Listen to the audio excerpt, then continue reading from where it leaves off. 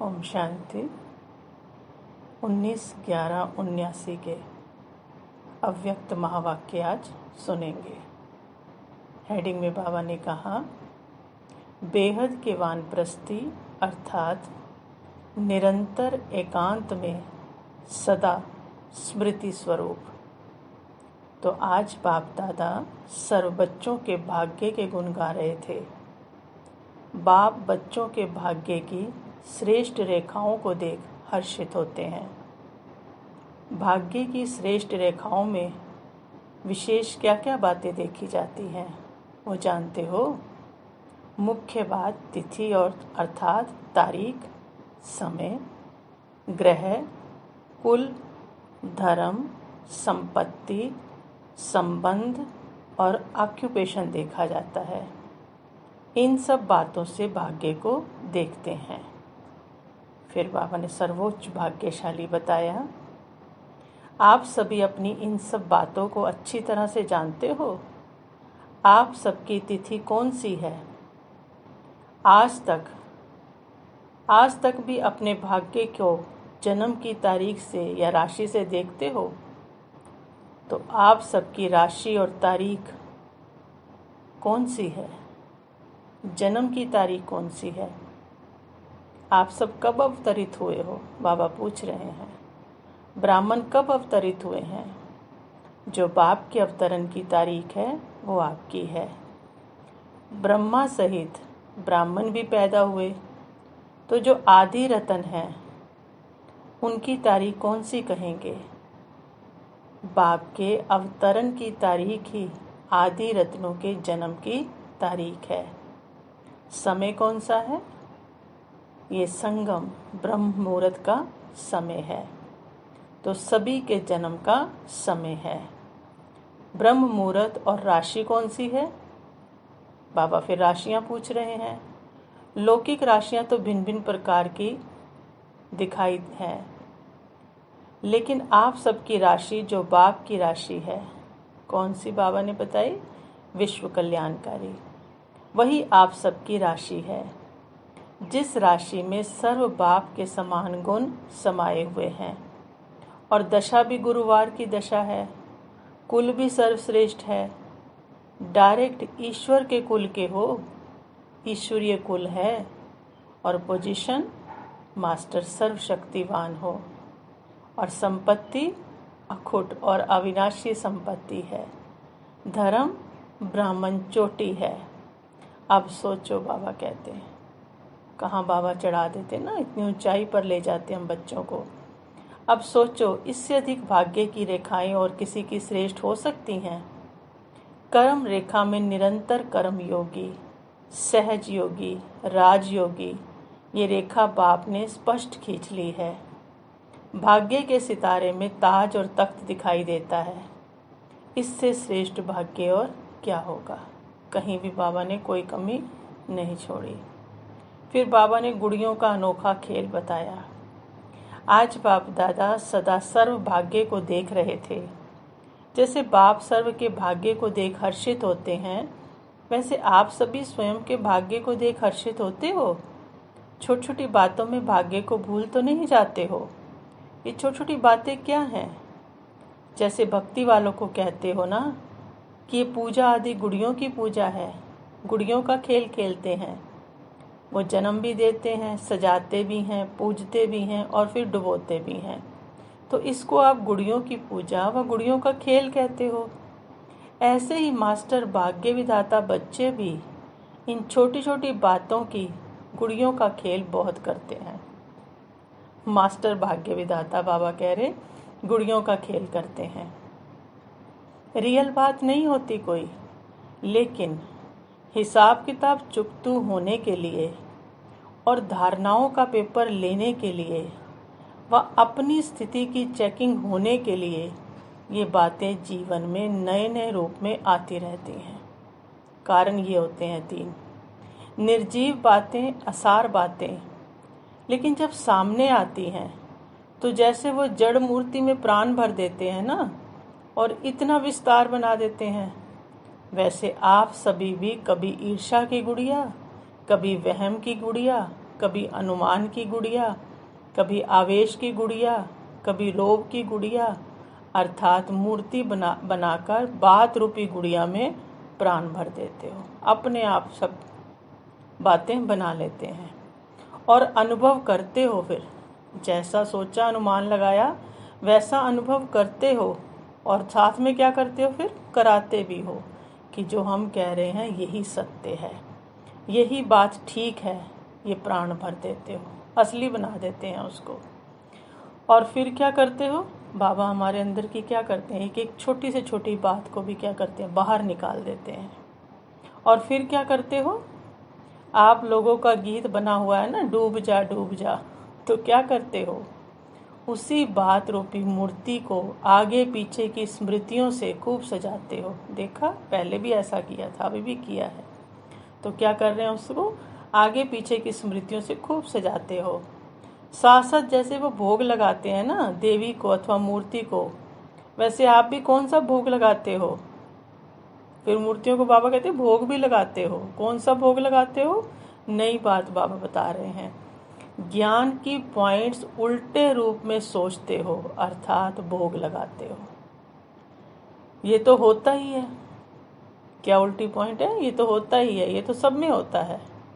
ड्रामानुसार पुरुषार्थी हैं हम। और फिर अगला भोग कैसे बताते हैं, वह कर्मातीत तो अंत में बनना है। इस प्रकार के ज्ञान की भिन्न भिन्न वैरायटी पॉइंट्स रोज भोग लगाते लगाते मजबूत कर देते हो, पक्का कर देते हो। भोग से क्या हो जाते हैं, पक्के हो जाते हैं। तो ऐसा ज्ञान का उल्टे पॉइंट लेकर भोग लगाते लगाते बाबा कहते हैं उनको पक्का कर देते हो।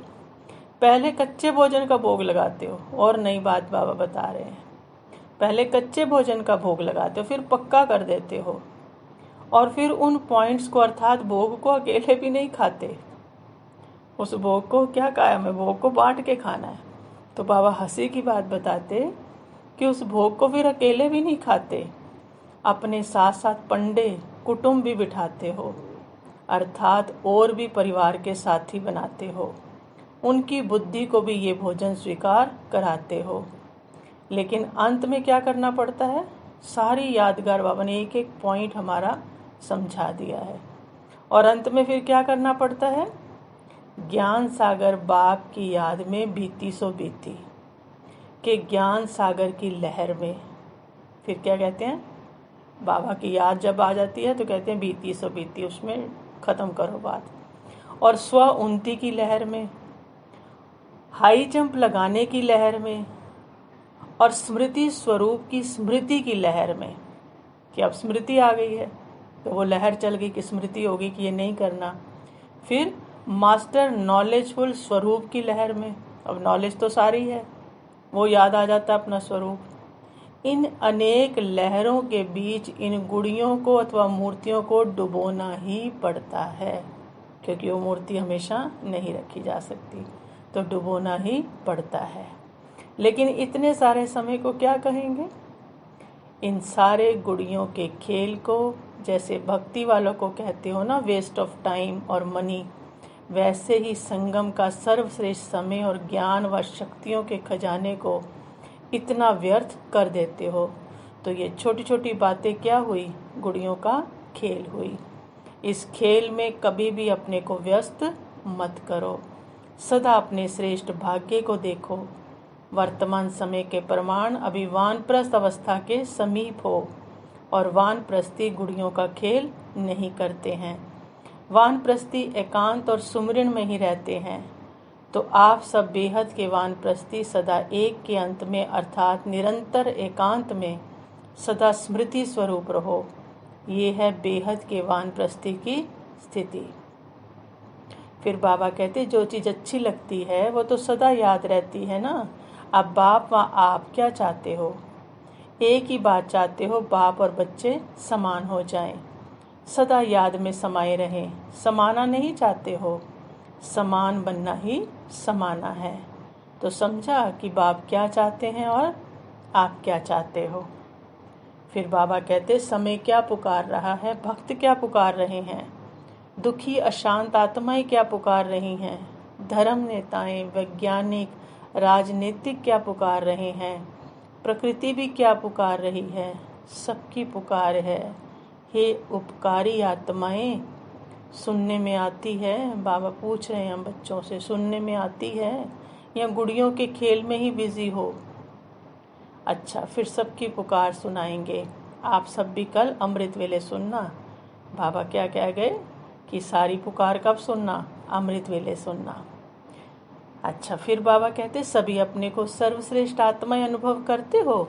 कितनी श्रेष्ठ आत्माएं हो जो स्वयं बाप बच्चों से मिलने के लिए अपने वतन को छोड़कर आते हैं। आधा कल्प गाया कि अपना वतन छोड़कर आ जाओ, लेकिन ये मालूम नहीं था कब और कैसे आएंगे। सिर्फ इंतजार में दिन बताए। अभी इंतजार खत्म हुआ और सम्मुख मिलन मना रहे हो। ऐसा श्रेष्ठ भाग्य और किसी का भी नहीं होगा। स्वप्न में भी ऐसा नहीं सोचा होगा कि भगवान से बातें करेंगे, टोली खाएंगे, बैठेंगे, और अभी प्रैक्टिकल में अनुभव कर रहे हो। तो प्राप्ति के आगे ये सफ़र भी क्या है? बाप कितने बड़े सफ़र से आते हैं। बाप का स्थान दूर है या आपका है? जब खुशी होती है तो कोई भी थकावट व तकलीफ महसूस नहीं होती। और रास्ते के 4 दिन निरंतर योगी की स्टेज होगी ना, कब मिलेंगे, कब पहुंचेंगे, तो निरंतर योगी हो गए। तो रास्ता भी क्या बन गया? कमाई का साधन बन गया। तो ब्राह्मण माना ही हर कदम में कमाई। कष्ट भी कष्ट नहीं है, लेकिन जैसे बाबा कहते गुलाब के पुष्प के साथ कांटा भी होता है ना, तो ये कांटा उनके बचाव का साधन होता है। वैसे ही ये तकलीफ़ें और ही बाप की याद दिलाने के निमित्त बनती हैं। कोई भी प्रकार का जब दुख आता है तो नास्तिक के मुख से भी क्या निकलता? हे भगवान। तो दुख भी क्या हो गया? याद दिलाने का साधन हुआ ना। तो संगम पर तो कोई कष्ट हो ही नहीं सकती। इस समय आप बच्चे बाप के सर्व खजानों के अधिकारी हो। और बाप का खजाना क्या है? सुख, शांति, आनंद, प्रेम, यही तो खजाना है ना। तो अधिकारी और खुश ना रहे, ये कैसे हो सकता है? तो अमृत वेले सदा स्मृति का तिलक लगाओ कि हम अधिकारी हैं। अगर तिलक लगा होगा तो सदा हर्षित रहेंगे। तिलक को मिटने नहीं देना, बाबा बोलते। माया कितना भी मिटाने की कोशिश करे, लेकिन मिटाना नहीं, तो सदा अविनाशी भव का वरदान मिलता रहेगा। फिर बाबा कहते कि अपने आप को अनुभव है कि हम आत्मा परम धाम से अवतरित हुई हैं। ऐसा अनुभव होता है विश्व कल्याण का कर्तव्य करने के लिए। इस स्मृति से क्या होगा? जो भी संकल्प करेंगे, जो भी कर्म करेंगे, जो भी बोलेंगे, जहाँ भी नजर जाएगी सर्व का कल्याण करते रहेंगे। ये स्मृति लाइट हाउस का कार्य करेगी कि हम परम धाम से अवतरित हुए हैं। ये स्मृति अगर रहे तो उस लाइट हाउस से एक रंग की लाइट निकलती है, लेकिन यहाँ सर्वशक्तियों के लाइट हाउस हर कदम आत्माओं को रास्ता दिखाने का कार्य करें। तो सदा इस स्मृति में रहो ताकि जो भी सामने आए वो समझे कि हम अखुट खजाने की खान के आगे आए हैं। आने से ही ऐसा महसूस करेंगे कि ऐसे स्थान पर पहुंच गया हूँ जहाँ सर्व प्राप्तियाँ हैं। सब वाह वाह के गीत गाएं। सदैव एक चित्र अपने सामने रखो। जैसे आप लोग चित्र निकालते हो जिसमें उंगली से ब्रह्मा भी शिव बाबा की तरफ इशारा कर रहे हैं, ऐसे आप सबका हर कर्म, हर संकल्प बाप की तरफ इशारा करे। तो चेक करो कि मेरा संकल्प इशारा करने वाला है। जब सर्व आत्माओं को बाप का इशारा मिल जाएगा तो आपके गुण गाने लग जाएंगे। जैसे अभी अभी तो और गीत गाते हैं ना, वैसे चारों ओर सभी साजों द्वारा बाप और आपके गुणों के गीत गाएंगे। बाबा कहते उस समय आप सबका साक्षात्कार होगा कि ये बाप दादा के दिल तख्त नशीन हैं। उस समय आप तख्त नशीन नजर आएंगे, तब सारी दुनिया हाय हाय करेगी और आप उन लोगों को वरदान देंगे। ऐसा साक्षात्कार अपने आप को अपना होता है कि हम तख्त नशीन हैं, क्योंकि ब्राह्मण ही क्या? अधिकारी। तो अधिकार लेना है, वह जन्म से ही अधिकारी हैं। बाप दादा तो सभी को सदैव तख्त और ताजदारी देखते हैं। तख्त से उतर जाते हो क्या? बाबा पूछते हैं हमसे। जो श्रेष्ठ आत्माएं होती हैं वो कभी भी बिना गलीचे के नीचे पाँव नहीं रखती। तो आप सब तो बड़े ते बड़े हो, तो तख्त से नीचे पाँव नहीं रखना। तख्त पर ही खाते हो, पीते हो, घूमते हो, चलते हो, इतना बड़ा तख्त है। बाबा बता रहे मेरा दिल तख्त कितना है जो सब कुछ कर सकते हो। फिर बाबा कहते फॉरेनर से सब तरफ से लाउड स्पीकर की आवाज़ यहाँ पहुँचेगी, तब यहाँ के कुंभकर्ण जागेंगे। फॉरेनर्स को बाबा कहते छोटी आवाज़ नहीं भेजना, बड़ी भेजना। सभी इंतज़ार कर रहे हैं कि कब फॉरेन की आवाज़ से भारत के कुंभकर्ण जागते हैं। अभी बुलंद आवाज़ करो और ऐसा वातावरण बनाओ जो वातावरण चुंबक जैसा कार्य करे, चारों तरफ फैल जाए कि अगर शांति, सुख या प्रेम चाहिए तो यहाँ से मिल सकता है। एडवर्टाइजमेंट हो जाए। आजकल वाणी की बजाय वाइब्रेशन की प्राप्ति करने के इच्छुक ज़्यादा हैं। स्पीच करो बाबा कहते, लेकिन उसके पहले ऐसा वातावरण की आवाज़ जरूर फैलाओ। सभी अनुभव करें जैसे प्यासे की प्यास पानी से बुझ जाती है ना, ऐसे आत्माओं की शांति, सुख की प्यास बुझ जाए। जैसे स्थापना में शुरू में एक दिन में भी कोई सत्संग में आ जाते थे तो पहले ही दिन कुछ न कुछ अनुभव करके जाते थे। जो आदि में हुआ वो अंत में भी जरूर होना है। ऐसा कुछ वातावरण बनाओ। लेकिन ये कब होगा? जब आप सभी निरंतर उस स्थिति में स्थित रहेंगे। फिर सूर्य की किरणों की माफिक सब अनुभव करेंगे। सबकी नज़र जाएगी कि कहाँ से ये किरणें आ रही हैं। ऐसा भी पुरुषार्थ करना। चाहे संकल्प हो, लेकिन कौन सी बात अंडरलाइन करनी? बाबा कहते हैं निरंतर। ये अंडरलाइन करके जाना। याद की यात्रा में निरंतर, ज्ञान स्वरूप में निरंतर, धारणा में निरंतर, सेवा में निरंतर। तो चारों ही सब्जेक्ट में निरंतर को डबल अंडरलाइन करके जाना बाबा कहते। फिर बाबा कहते प्लान लंबे नहीं बनाओ, प्रैक्टिकल के, जल्दी के बनाओ। उसके लिए यही इशारा है कि अपना तन मन धन शक्तियाँ जितना जल्दी यूज़ करेंगे उतना फ़ायदा है। लंबे लंबे प्लान नहीं बनाओ कि कब सफल करेंगे। बाबा कहते जल्दी से जल्दी अपना तन मन धन सब यूज़ करो, उसी में फ़ायदा है। अभी समय है, फिर टू लेट हो जाएंगे। फिर बाबा कहते करने के लिए डेट का इंतज़ार नहीं करो, कल भी नहीं, आज भी नहीं। कब कहते बाबा? अभी करो। क्योंकि अगर डेट बताएंगे तो बहुत समय का जमा नहीं होगा, डेट का जमा होगा। फिर डेट के इंतज़ार में चले जाएंगे, इंतज़ाम कम करेंगे, डेट कॉन्शियस हो जाएंगे, सोल कॉन्शियस नहीं रहेंगे। इसलिए बाबा जमा करने के लिए डेट नहीं बताते। फिर आपको सभी को, लेकिन ऐसा करो कि सब तक संदेश पहुँचे, कोई उलाना ना दे कि हमें पता नहीं है। सर्विस करते जाओ तो सब आपे ही ऑफर करेंगे कि यहाँ सेंटर खोलो। फिर बाबा कहते सफलता तभी मिलेगी जबकि सदैव स्वयं को मोल्ड करने की क्वालिफिकेशन होगी। अगर स्वयं को मोल्ड नहीं कर सकते तो गोल्डन एज की स्टेज पर नहीं पहुंच सकेंगे। जैसा समय, जैसे सर्कमस्टांसेस हों, उसी प्रमाण अपनी धारणाओं को प्रत्यक्ष करने के लिए मोल्ड होना पड़े। मोल्ड होने वाले ही रियल गोल्ड हैं। अगर मोल्ड नहीं होते तो रियल गोल्ड भी नहीं है। जैसे साकार बाप की विशेषता देखी ना, जैसा समय, जैसा व्यक्ति, वैसा रूप। तो सदा सफलता मूर्त के लिए विशेष ये क्वालिफिकेशन चाहिए।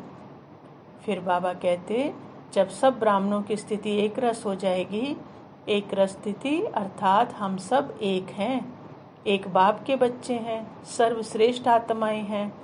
भले स्थूल देश भिन्न भिन्न है, ये शरीर के देश हैं, लेकिन आत्माओं का देश तो एक ही है। हर एक की एक रस स्थिति बन जाए तो बहुत जल्दी एक राज्य, एक भाषा, एक दुनिया स्थापन हो जाएगी। जब से ब्राह्मण बने यही एक संकल्प धारण किया कि ऐसा राज्य स्थापन करके ही छोड़ेंगे। तो उसके लिए स्थिति कैसी चाहिए? एक रस चाहिए।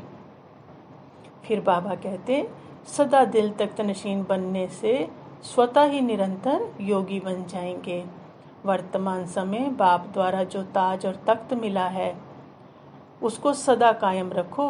अभी का ताज व तख्त अनेक जन्मों के लिए ताज व तख्त प्राप्त कराता है। विश्व कल्याण की जिम्मेवारी का कार्य भूलना अर्थात ताज को उतारना। तख्त है बाप का दिल तख्त, तो सदा बाप के दिल तख्त नशीन हैं। वो निरंतर स्वतः योगी रहते हैं। मेहनत की तो कोई बात ही नहीं है। फिर बाबा कहते हैं, टीचर्स को कहते हैं कि सदा अपने फीचर्स द्वारा बाप के गुण प्रत्यक्ष करने वाली हो ना। हर कर्म से हर समय बाप के गुण अपने कर्म द्वारा प्रत्यक्ष करो। ऐसे ही होना, जो भी देखे वो यही कहे इनको सिखाने वाला। उनसे परम शिक्षक कौन है इनको सिखाने वाला?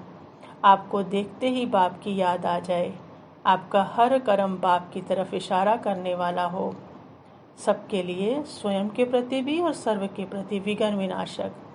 छोटी छोटी बातों के पीछे समय ना गंवाने वाले, ऐसे बच्चे ही बाप को प्रत्यक्ष कर सकते हैं।